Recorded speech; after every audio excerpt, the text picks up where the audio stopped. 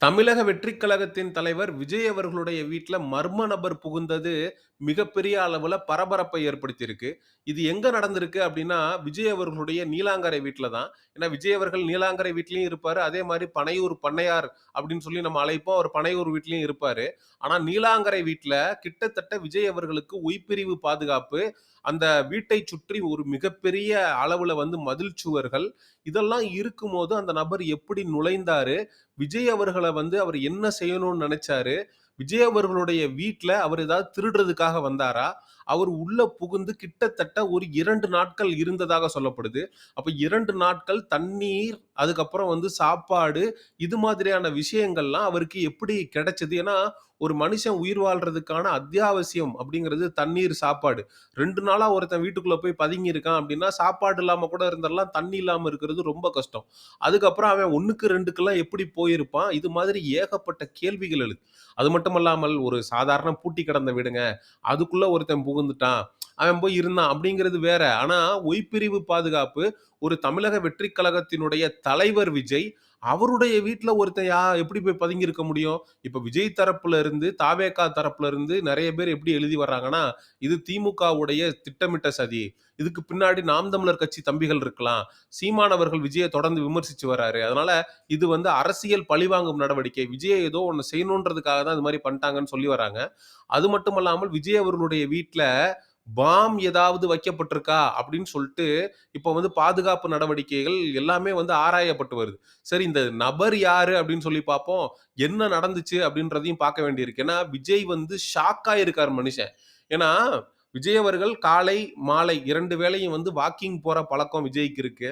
அப்படி விஜய் அவர்கள் வந்து வாக்கிங் போலாம் அப்படின்னு சொல்லி மாடிக்கு போனப்ப, ஒருத்தன் வந்து ஒரு மூலையில குத்த வச்சு உட்கார்ந்திருந்திருக்கிறான். பார்த்தா எப்படி இருக்கும்? "டேய் நம்ம வீட்ல யார்றா அவன்?" அப்படின்ற மாரி ஒரு ஷாக் ஆகும்ல. அதே மாரி விஜயும் ஷாக் ஆயிட்டாரு. வடிவேலு ஒரு காமெடி இப்படி இப்படி உட்கார்ந்திருப்பாரு. லைட்ட திருப்பாத, லைட்ட திருப்பாத." ஆகா திருப்பிட்டாய்ங்கயா, திருப்பிட்டாய்ங்களே அப்படின்னு. அங்க பாரு ஒருத்தன் மட்டும் குறுகுறுன்னு பார்க்குறான். ஏன்டா அப்படி பார்க்குற நீயி? அ, ஆ அப்படிம்பான். அவனா நீ? போடா வெளிய" அப்படிம்பாரு வடிவேலு. அது மாரி விஜய் அண்ணா போய் யார்றா மூலையில ஒரு மாரி உட்கார்ந்துட்டு குறுகுறுன்னு பார்த்துக்கிட்டு இருக்கான் அப்படின்னு ஷாக்கான விஜய், என்ன பண்றது? ஏது பண்றதுன்னு தெரியாம திகைச்சு போய் நின்றுருக்காரு. அதுக்கப்புறம் அவன் ஓடி வந்து விஜய் அண்ணா மேல பாஞ்சுட்டானாம். பாஞ்சு கட்டி புடிச்சு, "அண்ணா, அண்ணா நான் உங்களுடைய தீவிர ரசிகன்ண்ணா" அப்படின்னு இருந்திருக்கான். இதுல என்னன்னா, கொடுமை என்னன்னா, விஜய்யுடைய மனநிலை என்னவா இருந்திருக்கும்? "அவ்வளதான்டா நம்மள சோழிய முடிச்சுட்டாய்ங்கடா.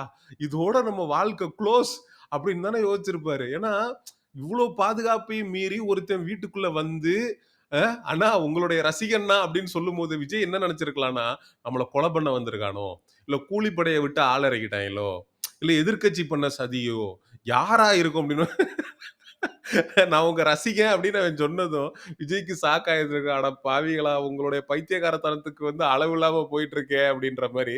அதுக்கப்புறம் விஜய் அவர்கள், "அப்படியாப்பா! நீ என்னுடைய ரசிகரா? சரி வா! உனக்கு செய்ய வேண்டிய மரியாதை எல்லாம் செஞ்சுருவோம்" அப்படின்னு சொல்லி, தம்பிய கூட்டிட்டு போயி, அவருடைய காவலர்கள், அந்த ஒய்பிரிவு காவலர்கள் வீட்ட சுற்றி இருப்பாங்க இல்லையா? அவங்கள்ட்ட கூட்டு கொண்டு போய் ஒப்படைச்சு, "இதுதான் நீங்க எனக்கு பாதுகாப்பு குடுக்குற லட்சணமாடா? ஒருத்தன் வீடுக்குள்ள ஏறி, அவ்வளோ பெரிய செவத்த தாண்டி, மொட்டை மாடியில ஏறி ஒருத்தன் வந்து உட்கார்ந்திருக்கான். அவன வந்து நீங்க புடிக்காம, என்னடா பண்ணிட்டு இருக்கீங்க நீங்க?" இதுல நம்ம காமெடியா பேசுறோம். வந்தவன் கையில வந்து ஒரு கத்தி கித்திய எடுத்துட்டு வந்து, ஒரே சொருகா சொருகியிருந்தான்னா என்ன ஆயிருக்கும்? "இதுதான் வந்து நீங்க ஒய்பிரிவு கேட்டு வாங்கி, உங்களுக்கு பாதுகாப்பு குடுக்கக்கூடிய லட்சணமா?" அப்படிங்கிற கேள்வி எழுது. அதுக்கப்புறம் அந்த ஒய்பிரிவு பாதுகாவலர்கள் அந்த நபர நீலாங்கரை காவல் நிலையத்துக்கு அழைத்து சென்று ஒப்படைச்சிருக்கிறாங்க. அங்க ஒப்படைச்ச போது தான் தெரிய வருது, இந்த நபர் ஒரு சரியான மனநிலையில இருக்கக்கூடிய நபர் இல்ல. இவர் வந்து ஒரு மனநலம் பாதிக்கப்பட்டவர். டேய் மனநலம் பாதிக்கப்பட்டவர்னாலும், இந்த அணில் குஞ்சுகனாலும் கிட்டத்தட்ட ஒண்ணு தான்டா. பெரிய வித்தியாசம் இல்ல. நீங்க எதுக்குடா பிரிக்கிறீங்க 2யும் தனித்தனியா? 2ம் ஒண்ணு தான். விஜய் ரசிகன்னு சொல்லிட்டு போ. அதுக்கு எதுக்கு மனநலம் பாதிக்கப்பட்டவன்னு சொல்ற? அதுக்கப்புறம் என்ன பண்ணியிருக்கிறாங்கன்னா, அந்த நபர கொண்டு போய் கீழ்ப்பாக்கம் மனநல மருத்துவமனையில சேர்த்திருந்திருக்கிறாங்க. ஒரு மனநல பாதிக்கப்பட்ட நபர் அத்தனை பாதுகாப்புகளையும் மீறி, தடுப்புகளையும் மீறி உள்ள ஏறி வந்து விஜய்க்கு ஷாக் குடுத்து, அ அவரு வந்து மனநல பாதிக்கப்பட்ட நபர் அப்டின்னா, எதுக்கு விஜய் அவர்கள் வந்து நான் உங்களுடைய ரசிகன், நான் உங்களுடைய தீவிர ரசிகன்னு சொல்லணும். அப்டிங்கிற கேள்வி எழுது. அப்ப விஜய பார்க்கணும் அப்டிங்கிற ஆர்வத்தினுடைய மிகுதியில எவனாவது ஏறி குதிச்சு உள்ள போய்ட்டானா? அப்டிங்கிறது நமக்கு தெரியல. அது அடுத்தடுத்த கட்ட விசாரணையில தெரிய வரும். ஆக மொத்தம் வந்து இது என்னமோ வந்து எனக்கு உண்மையிலேயே நடந்திருக்கும் அப்படின்னு தோணல. ஏன்னா ஒரு நபருக்கு ஒய்பிரிவு பாதுகாப்பு இருக்கும் அப்படின்னா, அந்த நபர வந்து எளிதில போய் யாரும் அக்சஸ் பண்ணிட முடியாது. கிட்டத்தட்ட ஒரு 1,00,000 பேர் கூடியிருந்த கூட்டத்தில, அவ்வளோ பேர் வந்து அந்த ராம்ப் வாக்ல விஜய் அவர்கள வந்து கட்டி புடிக்கிறதுக்கு, முத்தம் குடுக்குறதுக்கு பாஞ்சானுங்க. என்னென்னமோ பண்ணானுங்க. ஆனா, அதெல்லாம் சுத்தி நின்னு அந்த பவுன்சர்கள் வந்து தடுத்துட்டாங்க. அதே மாதிரி இந்த நீலாங்கர வீட்ல இந்த மாதிரி வந்து ஒரு நபர் போறாரு அப்டின்னா, எப்படி பாதுகாப்ப மீறி போயிருக்க முடியும்? அப்ப ஒரு விளம்பரம் தேடிக் கொள்றதுக்காக நம்ம எப்பவுமே லைம் லைட்ல இருக்கணும் அப்டின்னு நெனைக்கக்கூடிய நபர் தான் இந்த விஜய். ஏன்னா திருச்சிக்கு போனப்போ கூட, அழகா ஒரு 7 கிலோமீட்டர் திருச்சியிலருந்து அந்த மரக்கட பிரச்சாரத்துக்கு வர்றதுக்கு 7 கிலோமீட்டர். அதுக்கு 5 மணி நேரம் ஆயிருக்கு.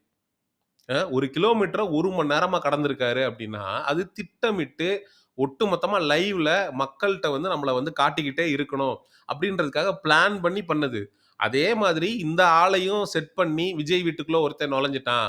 அப்டின்ற மாரி இவனுங்க பிளான் பண்ணி மீடியாவ வச்சு, இவனுங்க வந்து விஜய வந்து ஒரு பேச்சு பொருளாவே வச்சிருக்கணும். அப்டின்றதுக்காக இவனுங்க பண்றானுங்களா? இல்ல உண்மையிலேயே ஒருத்தன் உள்ள ஏறி போறான் அப்டின்னா, உங்களுடைய பாதுகாப்பு லட்சணம்ங்கிறது அதுதான். ஏன்னா, விஜயுடைய உயிருக்கோ, உடைமைக்கோ ஆபத்து ஏற்பட்டிருந்தா என்ன பண்ணியிருக்க முடியும்? அ ஏதாவது ஆச்சு விஜய்க்கு அப்டின்னா, நாங்க வந்து விஜய பத்தி வீடியோ போடாம இருக்க முடியுமா? எவ்வளோ கஷ்டம் எங்களுக்கெல்லாம். எங்கள மாரி ஆட்களெல்லாம் நீங்க பார்க்கணுமா இல்லையா? விஜய் அவர்கள் 100 வருடம் நல்ல ஆரோக்கியத்தோட இருக்கணும். அப்பதான் நாங்க அவர கலாய்ச்சு வீடியோ போட முடியும். அப்ப அவருடைய பாதுகாப்ப உறுதி செய்ய வேண்டியது அரசாங்கம், காவல்துறை, அதுக்கப்புறம் அவரை சுற்றி இருக்கக்கூடிய பிரிவு பாதுகாப்பு மேற்கொள்ளக்கூடிய நபர்கள்.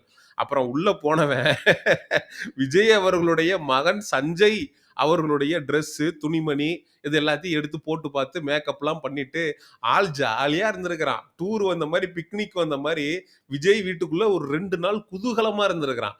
2 நாள் எப்புட்றா ஒருத்தன உள்ள விட்டுட்டு, ஒருத்தன் வந்தது கூட தெரியாம இருந்திருக்கீங்கன்னா, வீட்டுடைய பாதுகாப்பையே நீ பார்த்து கிழிக்கலன்னா, நீ தமிழ்நாட்ட ஆள வந்து மக்களுடைய பாதுகாப்ப நீ என்ன பண்ணி கிழிக்க போற?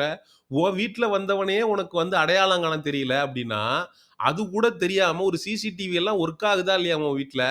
அ அது கூட தெர்ல. இப்படி வந்து கோட்டை விட்டுட்டு பாதுகாப்ப மீறி ஒருத்தன் வந்திருக்கிறான். நீங்க தான் மக்கள் பாதுகாப்ப வந்து நிலைநிறுத்தி, தூக்கி நட்டமா நிறுத்தப் போறீங்களா? இத வந்து அடுத்த கட்சி இந்த தாவேகா தற்குறிங்க சமூக ஊடகங்கள்ல, இதுக்கு பின்னாடி நாம் தமிழர் கட்சி தம்பிகள் தான் இருக்கிறார்கள். இதுக்கு பின்னாடி வந்து திராவிட ஊப்பிகள் தான் இருக்கிறார்கள். இது வந்து திட்டமிட்ட சதி. டேய் அவன் மனநல பாதிக்கப்பட்டவன் அப்படின்னு சொல்லி காவல்துறை சொல்லுது. யார்றா மனநல பாதிக்கப்பட்டவங்களா இருப்பா? நாம் தமிழர் கட்சி தம்பிகளா மனநல பாதிக்கப்பட்டவங்களா இருப்பாங்க? நாம் தமிழர் கட்சி தம்பிகளா சீமான் அவர்கள் மேல போய் தவுறாங்க, பாயுறாங்க. நீங்க தானடா விஜய் ராம்ப் வாக் வர்றப்ப மேல போய் பாய்ஞ்சீங்க. நாங்களா பாய்ஞ்சுகிட்டு இருக்கோம். கொஞ்சமாவது அறிவோட செயல்படுங்கடா அப்படிங்கிறது தான். என்னதான் இந்த வீடியோவ நம்ம காமெடியா பேசியிருந்தாலும், ஒரு தனி மனிதனுடைய பாதுகாப்பு, அதுவும் ஒரு கட்சி தலைவராக இருக்கக்கூடிய விஜய் அவர்களுடைய பாதுகாப்ப இவங்க உறுதி செய்யணும் அப்படிங்கிறத மாற்று கருத்து இல்ல. ஆ ஸோ அரசியல் கட்சி தலைவர்கள்லாம் ரொம்ப கவனத்தோட செயல்பட வேண்டியது இருக்கு. ஏன்னா, ஆம்ஸ்டாம் அவர்களுடைய படுகொலைக்கு பிறகு, யாருக்கு வேணாலும், எப்ப வேணாலும், எது வேணாலும் நடக்கலாம் அப்படின்ற மாதிரியான ஒரு சூழல் தான் நிலவுது. நம்ம அண்ணன் சீமான் அவர்கள்லாம் ரொம்ப எச்சரிக்கையா இருக்கணும். இதெல்லாம் பார்க்கும்போது நமக்கு பகீர்ன்னு தான் இருக்கு. சரி, இந்த காணொளி பதிவ நாம் தமிழர் கட்சி தம்பிகள், இந்த தாவேகா தற்குறிகளுடைய கண்ணில் படும் வரை பகிருங்க. இப்படி ஒரு சம்பவம் நடந்திருக்கு அப்படிங்கிறத வந்து மக்கள் எல்லாரும் தெரிந்து கொள்ளட்டும். அடுத்த ஒரு காணொளி பதிவில் சந்திப்போம். நன்றி, வணக்கம்.